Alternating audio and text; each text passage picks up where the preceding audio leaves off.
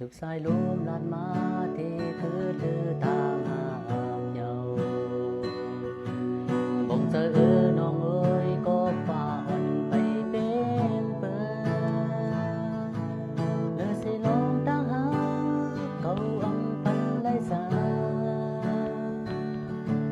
พูดถึงว่าน้องที่ไล่นาเลสู้สบายจอมเส้นตาเก่า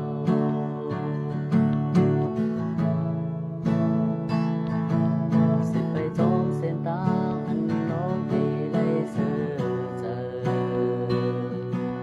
อำเภอจอมอยากเก่ากว่าบ้านก่อนสู่เมื่อนาที่อำมองน้องเฮ็ดไล่เสียจังลื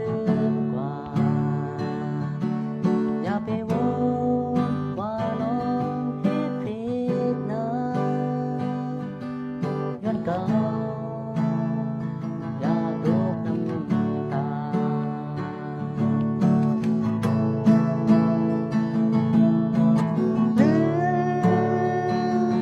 ลืมเป็นสิลาอย่าไปคงจะวนจำคืนพึ่งหาผ้าเมื่อวันใด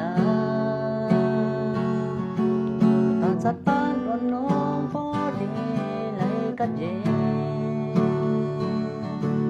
ยุ่มสิเลออกยานไปพ้นเมืองอย่าไปให้